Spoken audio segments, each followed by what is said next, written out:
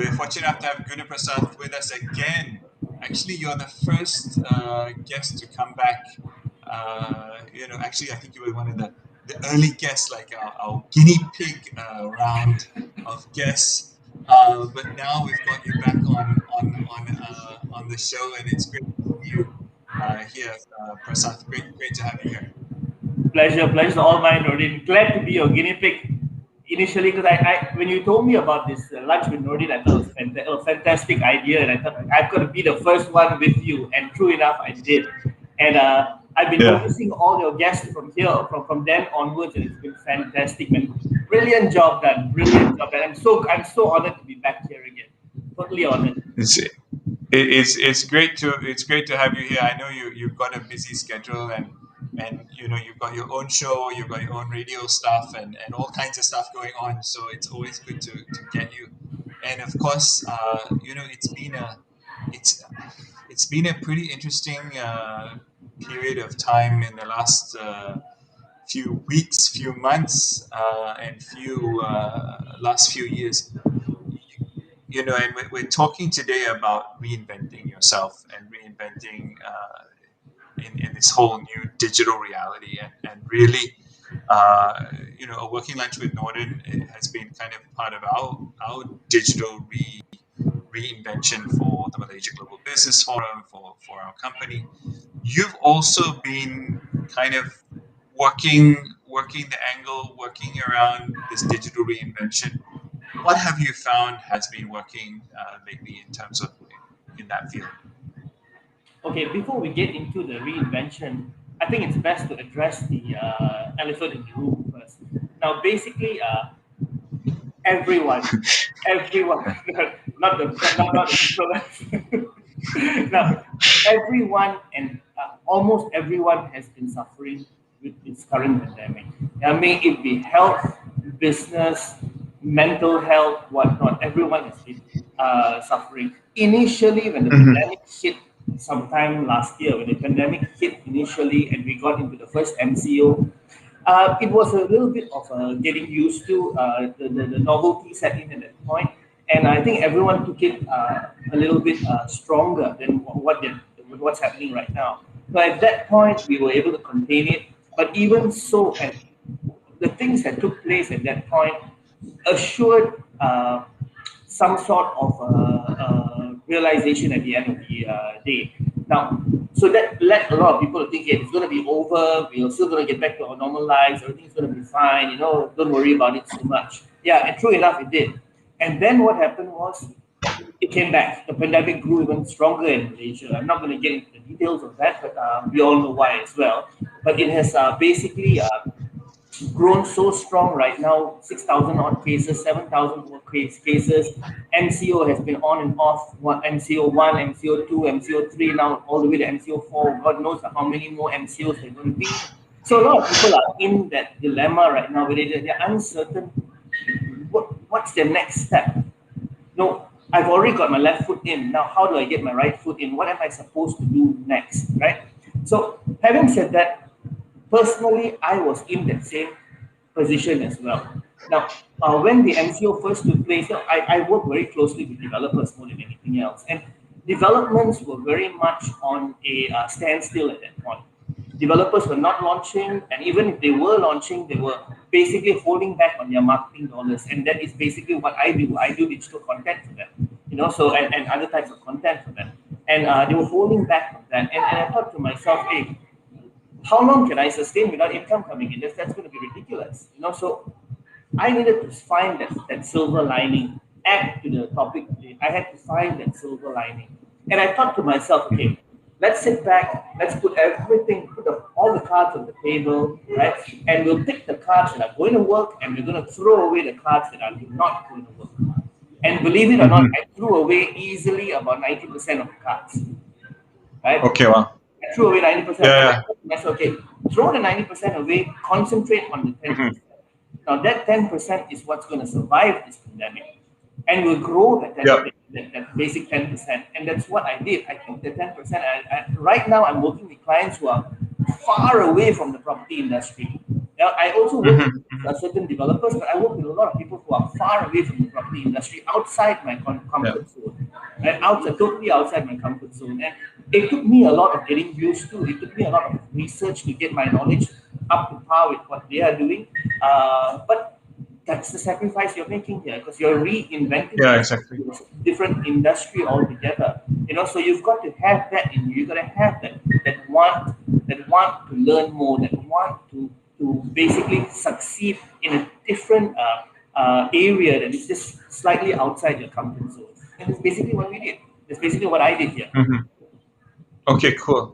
Cool. I just want to say hi to our friends from Jakarta, Mariza. Thank you for joining us. And Walaikum salam. And we talk about throwing away things, or getting rid of things that we don't necessarily need to do. How difficult? I mean, it's kind of an emotional thing as well as a business decision. Like, hey, I'm the guy who's known for doing this, and now you've got to kind of knock on someone's door and say, hey, actually, I used to do that, but now I do this. What was the emotional journey for you to do that? Because I was kind of interested on this part. Oh, totally, totally emotional. There was, I mean, I've got a fantastic support by my side, my wife, right now. Basically, when We I all took do, the bro. garden, I mean, I'm very lucky. we My all wife do. is right there. If not, I'm dead meat. Now she had Sorry. she actually made the journey a lot easier, right? Basically, the card, I mean, it's very hard letting go, Nordin. It's very hard Mhm, letting go of many things. Certain things that I had passion for, now I like doing it, but it was not generating income. But it was a passionate thing to do. And at this point in time, we need to look at what's generating income more than anything else, because we all have to mhm. survive. We all have bills to pay, right? And so getting rid of it Yeah.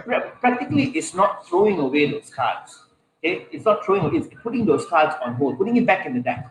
Putting the cards back in the deck, Mhm, there'll come a time where you can take it out of the deck again. Right? mhm. So that was what was needed. And she actually brought me through that. She brought me through that in the sense that, okay, this is not needed, this is needed. We can do this, we can do this, we can put this on hold. And yeah, it's always good to listen to your wife. It helps. I agree totally. I never, whenever you argue with your wife, I always think I can win an argument with my wife. But then after 5 minutes, I Impossible. realize it's like, what was I thinking? Every once in a while I try, but don't. And she's smiling at me now. We're all working from home. We're all fortunate. I mean, you and I are very fortunate to have a very strong support system at home. Of course, there's a lot of people who don't have that emotional support system at home. And I want to digress. We've seen a lot of mental health issues in Malaysia right now, and I know you're helping with a lot of that, as well as kind of your commitment to community. What are you seeing now in terms of that mental health space, and how difficult is it for people? It is very sad. It's a very sad state. Our suicide cases in Malaysia has increased tremendously. The percentage has increased tremendously over the last 6 months. It's ridiculous. On a daily basis, we're hearing cases of attempted suicide. So it's very, very high. Yes, I am. For those who are not aware, I am involved with the National Coalition of Mental Wellbeing. It's a coalition that was set up to try our best to eradicate suicide and suicide attempts. Yeah. Now, the coalition has been set up perfectly well, and we've been addressing quite a few issues and of late. Now, the suicide cases in Malaysia, like I said, the numbers are very high, and it's very sad. The main reason behind this is people don't want to come forward. Right? There is a penal code at the moment, the penal code where if you attempt to commit suicide and you are unsuccessful, you'll either be fined or thrown in jail, which makes no sense in my head. Right? So that is the one reason why people are not coming forward with their problems. Mental well-being is very important. It is as important as your physical well-being. Your brain controls everything in your body. That's your main organ. It controls everything in your body. Now, when your main organ there's something wrong, how is the rest of your body supposed to move? How's the rest of your body supposed to go about your daily life? It's impossible. So we need to address that. So those who are going through mental problems, or no, wrong words, mental health problems, should contact befrienders, contact our coalition, contact anyone, speak to somebody, speak to a family member, speak to anybody, let out your frustrations. Let out your frustrations. There are always solutions to it. And those solutions are far better than what you will be thinking at that point in time because these suicide rates are just ridiculous. Yeah, I personally have I have lost a couple of close people to suicide over the last few years, and it's very traumatic. It's very traumatic not just for the person, for the immediate family of the person, but everyone around that person as well. Until today, I have flashbacks of what happened. And it's very disturbing for a lot of people around. So the help that's needed here is not just for that person who is attempting to commit suicide, but help is also needed for all family members of that person, all friends of that person. Everyone has got to come together as a community to help this person. Helping one life means a lot. Imagine if everyone helps one life, how many lives are you know help in total? We have 34 million people in Malaysia. So can you just imagine that? Hmm. That's the kind of understanding we need to have. Just help one person. Help one person is Exactly. more than enough. Yeah. Brilliant, brilliant. No, thank you. Thanks for that effort, Prasad. Now, Aisha's asked us what are the kind of first steps you expect to deal with during a crisis, and now when we say we're going from, and Tan also asked about going online for business. So we're hit by a crisis. This particular crisis stops us from going outside, stops us from our usual travels. Um, what is that digital transformation like, and what does it mean? For me, when I see a crisis, I think, okay, what is the opportunity that's going to come out of that? For me, rapid change. But what are the opportunities for business to go online, and what are you seeing there? Now, basically, I'll give you my personal perspective on this. Yeah. Now, what I was doing previously meant that I needed to be out of the house practically for 7, 8 hours a day. Right? I needed to be out of the house. I needed to be in clients' offices. I needed to be meeting with clients. I needed to be doing a lot of things outside, which if that 8 to 9 hours outside means that a quarter of that time was actually spent in the car driving around, right, looking for parking and so on and so forth. It's a waste of time, right? Now, when I migrated online, I've gone 100% online at the moment, right? And when I migrated online, it was difficult at first because it was something new, and it always takes some time of getting used to, right? But that moves away quite fast because when you go online, you realize that you're saving so much of time. A meeting that normally takes an hour and a half with a client could take half an hour online because everyone wants to get on with it, and you could have more meetings in a day compared to what you had outside because you don't have to drive around looking for parking, you don't have to worry about traffic and so on and so forth. So you save a lot of time actually with regards to going online. This is with meetings. Now with your business per se, how many people could you actually reach traditionally? Traditionally, let's say you could reach out in a month, you could reach out to 20 or 30 people. But online, you could reach out to hundreds or even thousands of people per day if it's done correctly. And what I mean by doing it correctly is not about going on social media and just blasting, okay, I'm doing this, I've got this going, I've got this going. Nobody cares. You need to find your niche, you need to find your strength, and you need to enhance that strength online with what it is that you do. Now, giving you an example, I've always loved videos and shooting videos and video editing and so on and so forth. Now, I've taken that passion and made it into part of my business. Now, instead of Mhm. other people where they just place their postings online, I create stories with videos. I create stories with videos and I edit those videos and I put it out online. Now, basically, I work this for clients as well. instead of if a client's got a message to put out there, what I do is I create a story based on that message, and I shoot the entire thing and make it into a story, a fun story, and I put it out online. Now, basically, it takes a lot of work. It takes much more work than your normal caption writing and creating a poster and so on. It takes a lot more work, but end of the day, it is more valuable because people who are viewing it as well, they're like, hey, this is nice, and a client appreciates it. The passion I had, the passion that I have to create these videos and edit it, I'm using my passion as well. So I'm just amalgamating a lot of things together and creating something. Mm-hmm. And that is what is needed. You need to look at your strengths. Going online, you need to look at your strengths. You need to look at what is it that Mm-hmm. you're capable of doing and what is it that people out there want and you have. It may not be videos, it may be someone who could just speak.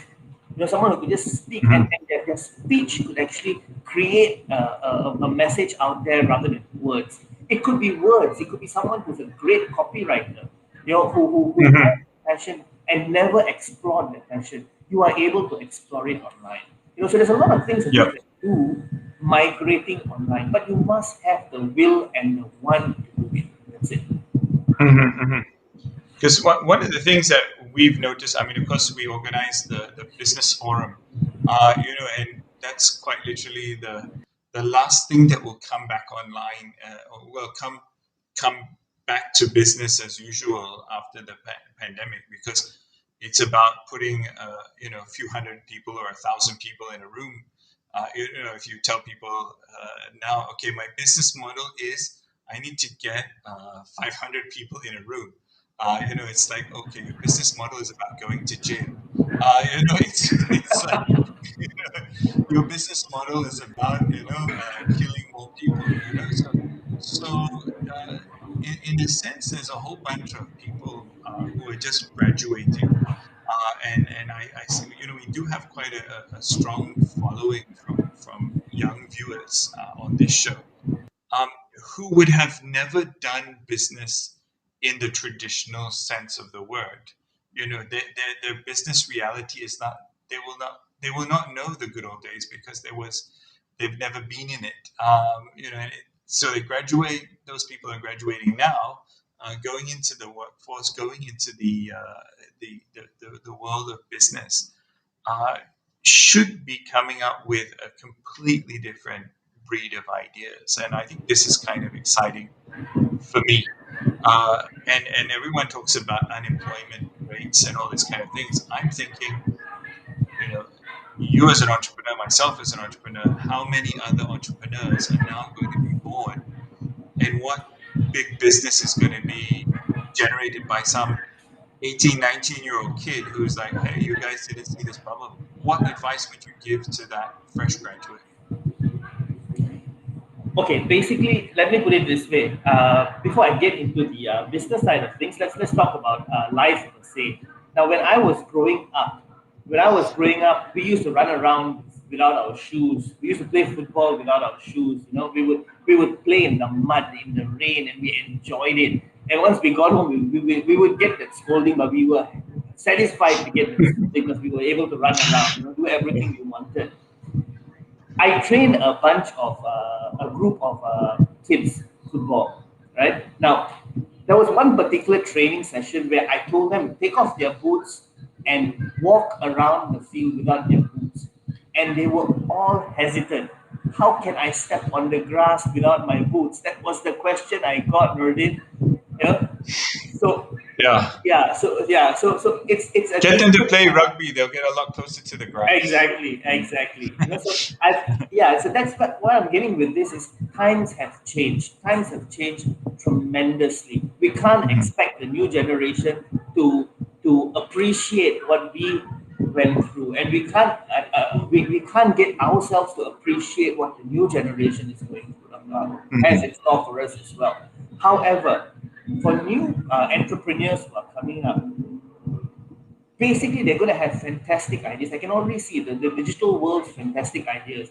I mean, who would have thought that you could actually, I mean, it's a norm today, but who would have thought, and maybe about five to 7 years ago, that we could actually have an online virtual expo? you know Mhm. we wouldn't have Yeah. even brained it at that point. An expo means a Yeah. shopping Exactly. complex. You're having booths and people walking in, but you can replicate the exact same thing online today. We actually walking through the expo with booths and everything, but it's virtual and it's Hmm. online.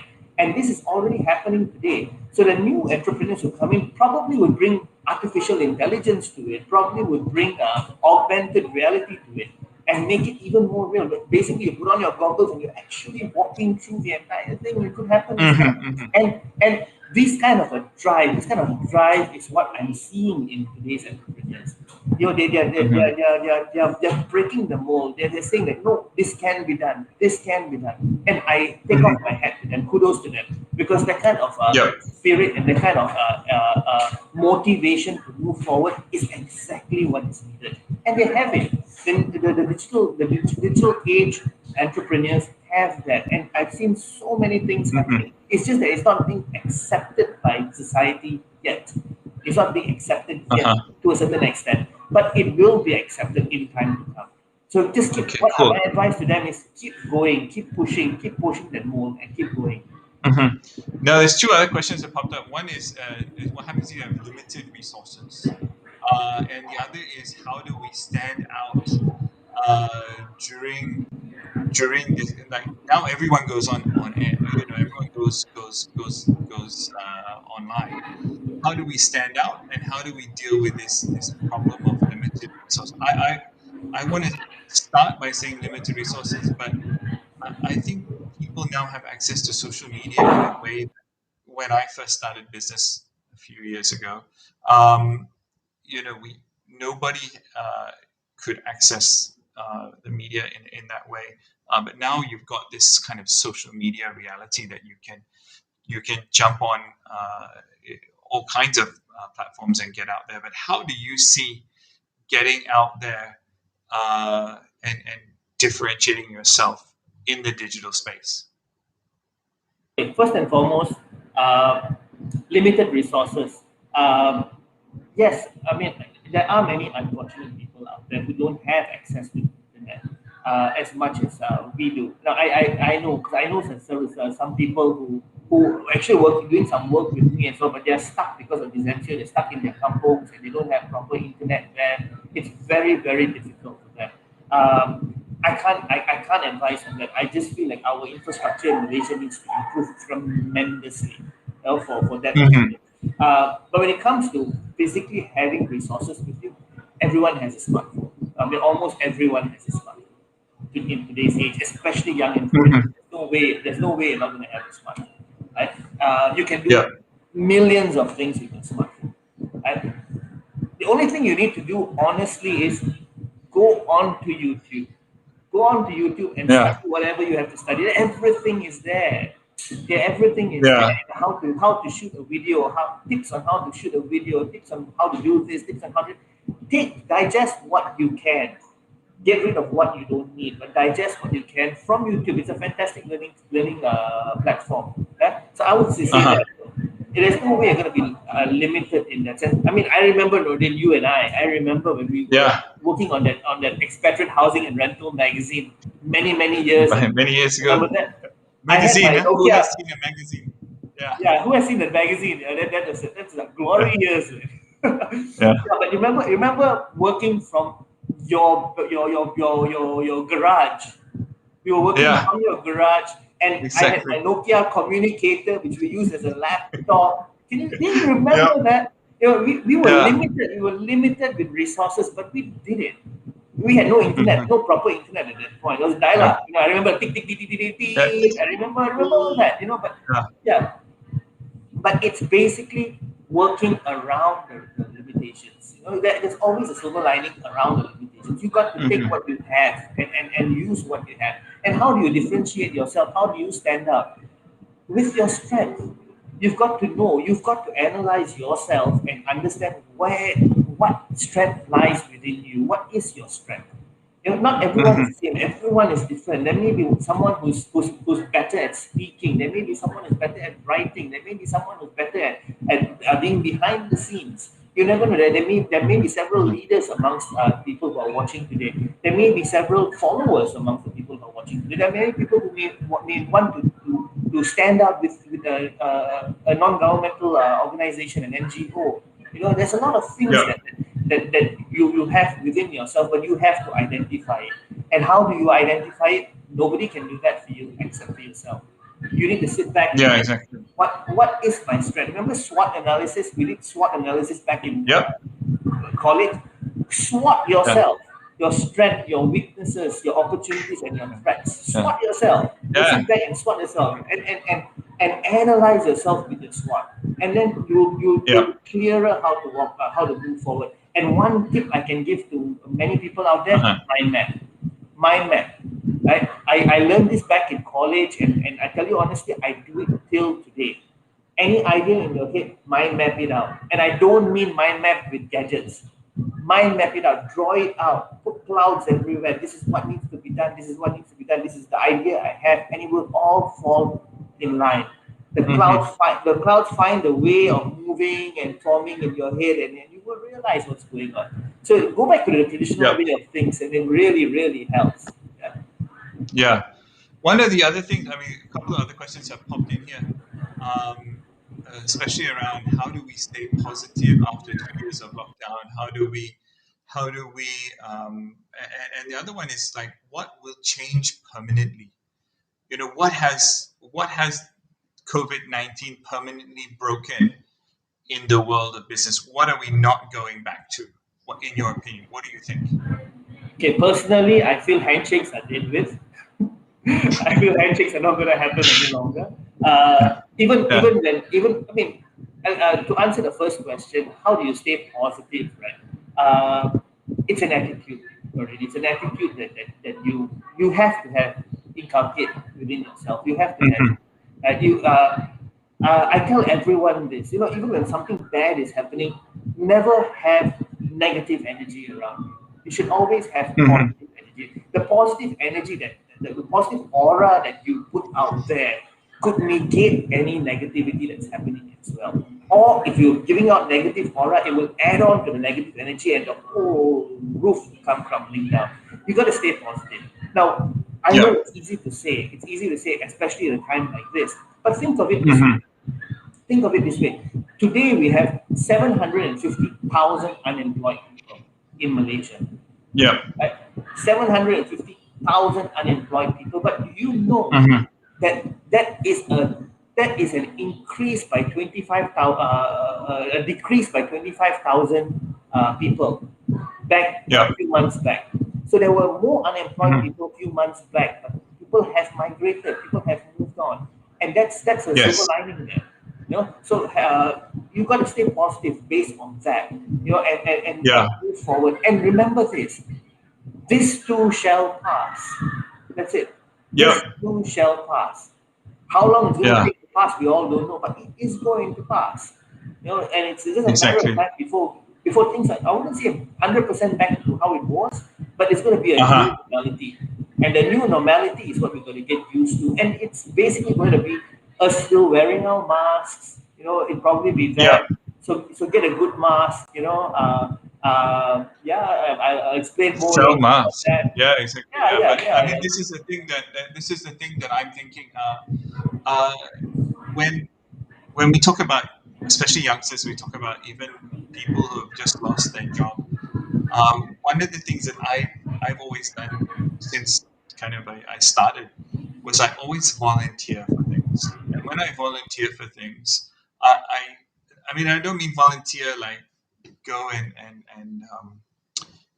a lot of people use this word volunteer, but actually they're getting paid 100 ringgit a day kind of volunteer. I'm talking about go and volunteer to do something very important within an organization and say, look, okay, I'll volunteer to do this.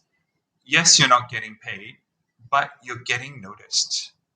You and the people running that organization, that NGO or whatever, will say, "Oh, this guy knows what he's doing, or this girl knows what she's doing." Um, and you will also you'll pick up opportunities as you go along, and you will have experience of actually solving a problem. Like, oh, I've solved this problem, I've solved that problem. So the next time you're in a job interview, you say, well, last time I was doing this thing, and now I've got experience in fixing that. And then the boss is like, okay, come and fix my problem. So I think that's one of the things that I've always kind of want people to think about. And even when I'm as busy as I am, I'm thinking, okay, what else can I volunteer for? It's something that I think we change the world when we do something. We've got a bunch of other questions here. Agnes, hi Agnes, it's great to see you again. How do you manage I digital guess. information overload? Um, and also, Rosita is asking, we have requested for moratoriums and restructuring of finance and this thing. So why don't we dig into information overload first and come back to cash flow uh, moratoriums and whole money management, and what is different about the digital world in terms of money flow and cash flow? Because in my mind, I think digital is uh, you click this button, the money gets transferred, and that's what I like about digital business. Maybe you go digital business cash flow, and then we go back to information overload. Sorry, go ahead, Prasad. Okay, yeah, you're totally correct. You're totally correct. It's so much easier for banking and whatnot online. It's easier to pay bills. It's easier to get a lot of things done. However, what I'm understanding from Agnes's question here is basically the overload. Yes, yes, I get what she's saying. Now, basically, you could get an overload of the digital world. Where do you spend? What do you spend on? What should you not spend on? What could you get for free? What could happen? Who could help you? These are all a lot to digest, and I totally understand it. Initially, when I started, when I went 100% digital as well, it wasn't easy. I didn't know head or tail where to turn, what do I do? I can play something on social media. Yes, I play stuff on what happens then? What happens to the stuff on social media after which? Which social media should I use? What should I do? Who is going to aid me with this? What about funds? How much of funds should I allocate for this? Where am I going to get the funds from? You see, there's so many questions to it, which could be daunting and overwhelming as well. But my advice is very simple: get started. Just get started. Initially it will be a lot to digest, but eventually you tend to realize, hey, it's not working on this platform, it's working on this platform. I should spend more time on this particular platform rather than that. I give you an example. You see, the two of us, Nordin and myself. Now, Nordin is very strong on LinkedIn. I noticed his profile on LinkedIn is very Mm, strong. Right? Mine may mhm, not be as strong as Nordin's is on LinkedIn, but on Facebook, mhm. I have a stronger reach on Facebook. Right? On Facebook, And you're what the I man. What are you talking about? You're nailing it over there. Give me some of your yeah, so followers. Yeah. yeah, so basically, I've realized that the platform that's stronger for me is on Facebook. So I utilize that platform. I don't overload it. I don't overload it with unnecessary stuff. So remember this: everyone who picks up their phone, social media is mainly watched on their phone, and it's easy to scroll on your phone.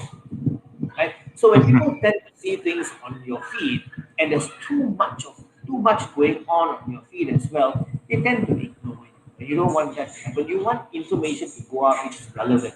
So you've got to have strong information aside from your marketing information.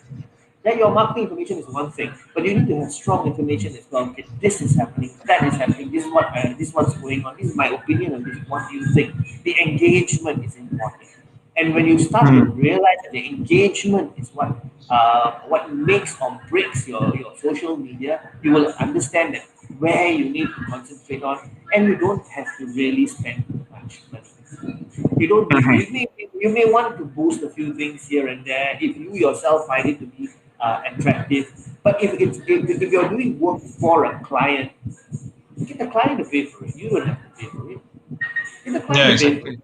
So it's just like placing a traditional advertisement in the newspaper. If your client if you're, Mhm, you're, you're working for a client and the client wants to place an advertisement in the newspaper, you're not going to pay for it. The client's going to pay for it. Therefore, if on social media, same thing. If a client wants an ad to go out, they have to pay for it. That's it. So you don't yeah. have to spend your money per se, right? You just need to Mhm, build your empire on social media. And building an empire is strictly content. Your content Hmm. has got to be strong, and building that content is very important. And you can't get someone to build the Hmm. content for you because you are the mastermind behind your content.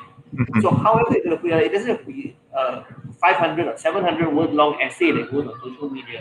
It's basically Yeah. content that's going to be engaging, where people are going to get interactive with you.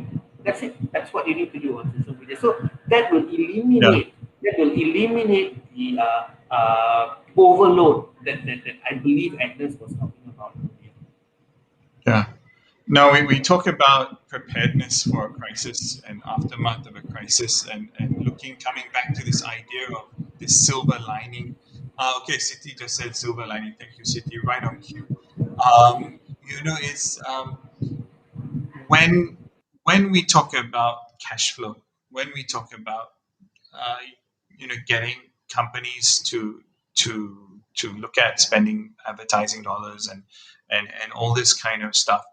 How are you seeing the way that business is shaping digitally in a way that also other companies are looking to look for these problems? Because when I see a crisis, a problem, when I hear 750,000 people out of work, I'm thinking, okay, there's a ministry out there who needs some help to solve this problem. When I hear of other problems, I think, okay, someone wants to solve that problem. Does that person have the budget to solve the problem? And then do I enjoy solving the problem? I mean, that's my equation as an entrepreneur. What is your equation as a digital entrepreneur? Okay, somebody turned off your mic. I think it's Dion. Dion, give back the mic. There we go. Thank you, John. The John is asking me to keep quiet. She said. Ugh. Well, basically, I totally agree what you're saying. 100% app, right? In the digital, as a digital entrepreneur as well, I tell you it's the same thing. It's not the same as traditional because there was a lot more dollars and cents being exchanged before. Give you an example. When I was working with the newspapers before, a full page advertisement would cost a client 27,000, 45,000 ringgit for one full page advertisement. Now, to get 2,700 or 4,500 from someone is very, very difficult as well. Everyone is holding back. They don't know what they're doing. They don't know what to spend on. Whatever they can hold back, they're holding back. So it is a bit difficult to get the advertising dollars from the client. But having said that, if a client understands your campaign and they understand how the campaign is going to move, they wouldn't mind spending, and I can testify for that. They wouldn't mind spending. I'm Mhm, working with a few mhm, clients right now who haven't spent an advertising dollar with other companies, but they're spending it with mhm. me. Why? Why? Because they could see the campaign, they could see the idea behind the campaign and how it would benefit Okay. them digitally. So that's what you need to do Okay. to get the Cool. campaign moving. All right. Awesome. I mean, this is one of the things that we try to achieve with a working lunch with Nordin. We saw that there are a whole bunch of people doing a whole bunch of things. How do we give a voice to this? And of course, we were at that time we were enjoying ourselves over lunch. When we were still allowed out to have lunch, and now last week, sitting with with some of my team, and we realized actually there's a part of the lunch business that we've missed, which is all these people doing deliveries. The food pandas, the grabs, the all the hotels and all the restaurants. So we're like, hey, actually, you guys are missing the opportunity that we provide uh, to reach out to the lunch crowd. So if you're from the hotel, and I like what Rosita is saying, fill the gaps. We're saying, hey, we're helping you fill the gap with the lunch crowd. Come and get involved with a working lunch with Norden, because everyone's still having lunch, and this is one of the things that we we never even thought about when we started a working lunch with Norden. It was just okay, this is going to be fun, this is going to be a great thing. But as you go on that journey, food trucks as well, and actually I'm having my lunch today from a food truck, Timothy's Cafe. I mean, he's not paying us, but he's got these amazing meat pies, and they're in our area on Wednesdays. So I'm having, and if you look at my old post, there's some information about his food truck there. It's like amazing meat pies. Go and get some. Um, and it was an unintentional thing that we were doing for. We wanted to have the restaurants benefit, but now we realize restaurants need to deliver food. So it's how now we want to help uh, restaurants, hotels, and everyone who's involved in the delivery of food. So sometimes what I'm saying is sometimes when you get on your journey, when you start your journey, you had one idea. But when you start to take two or three steps down that path, you actually realize you can help people in a whole nother way. And I think that's also part of our approach to entrepreneurism.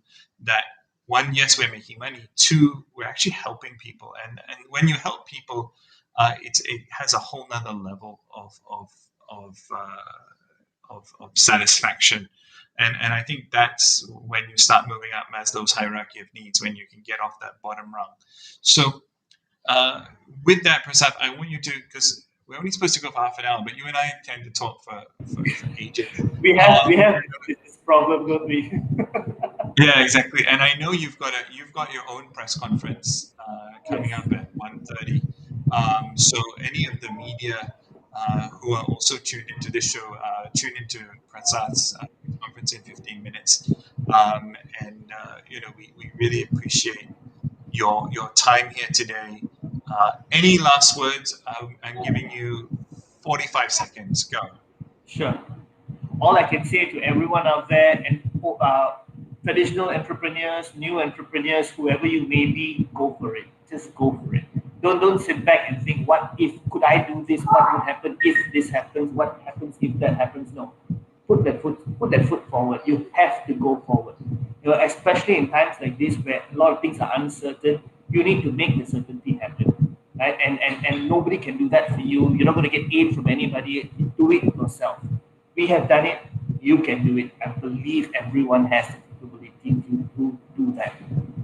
45 minutes, 45 Hey, seconds, huh? actually, I wasn't checking, but I was just giving you a timeline.